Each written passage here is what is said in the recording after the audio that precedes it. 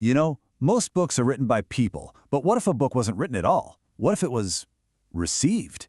That's the wild story we're diving into today with We, the Arcturians, a book that claims to be a direct communication from beings in a whole other dimension. And right off the bat, we get this. The next few years will be like the snake or other reptiles shedding their skins.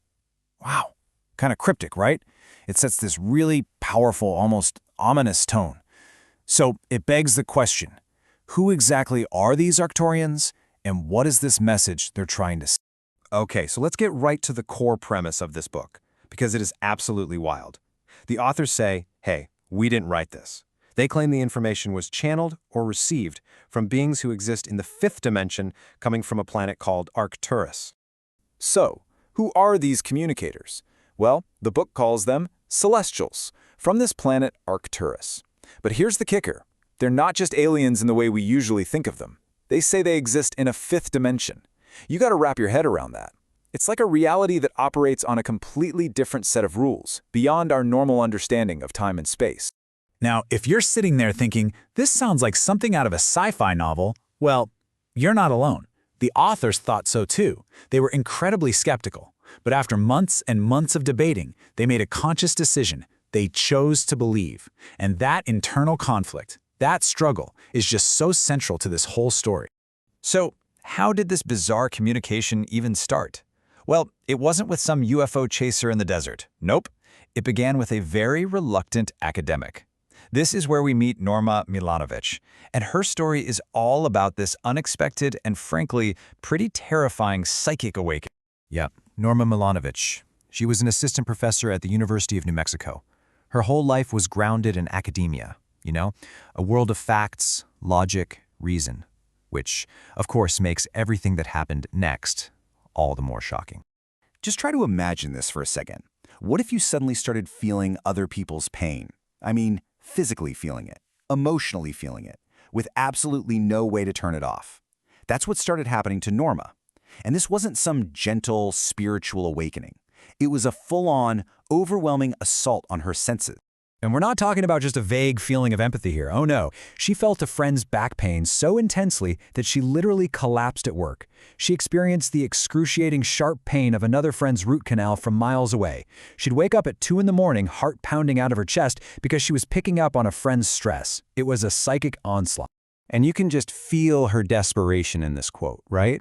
I don't like what is happening to me. I didn't ask for this, and I don't deserve this. She felt like a total victim. For her, this wasn't some cool superpower. It was a curse. It was something happening to her, and she just wanted it all to stop. So, things kept getting weirder. What started as these random, chaotic psychic events started to focus. It was evolving into something that felt like direct communication. And the tool for this incredible connection, believe it or not, it was a personal computer. You can really see how this thing escalated over time. It starts in the early 80s with all that psychic chaos. Then, bam, spring of 85, a voice in her head tells her to pick up a pen, and she starts doing automatic writing. Over the next 8 months, that shifts from pen and paper to getting messages right on her computer screen. And that all leads to the fall of 87 when she finally decides, okay, I'm going to take charge here, and asks a direct question. The way the book describes this process is just incredible. Apparently, Norma would go into this semi-trance state, and her hands would just fly across the keyboard. We're talking 60 to 80 words a minute, without stopping. The messages were just pouring through her, right onto the computer screen. So all of this, the pain, the voices, the writing, it all led to this one single moment. After years of these bizarre experiences, Norma and a friend sit down at the computer, and they type out the one question that has been hanging over everything. With whom are we communicating? And the answer they got back, well, it changed everything.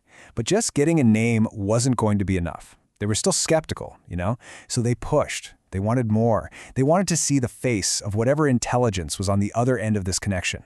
And this is what typed out on the screen. We are the Arcturians. Just like that, they gave your name. And right away, they mentioned that they're on a different dimension of time-space, basically acknowledging, yeah, we know this is going to be hard for you to understand. So this is where Norma and her friend get really clever. They decide to test these beings. They ask what they think is an impossible question.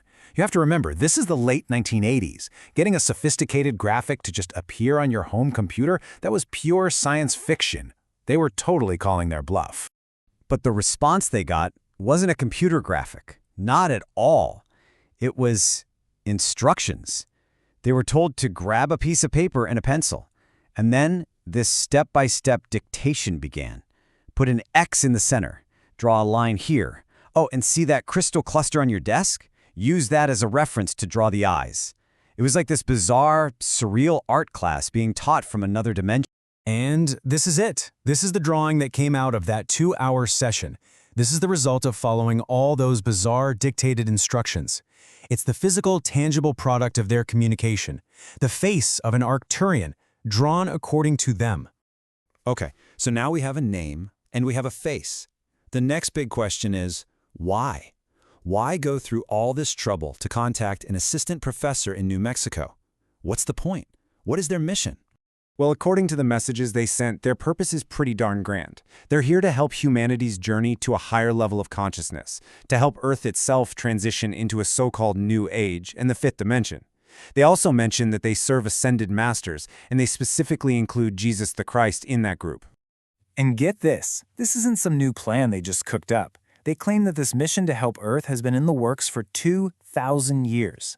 That detail just adds this incredible sense of scale to the whole thing, a kind of cosmic patience that's hard to fathom.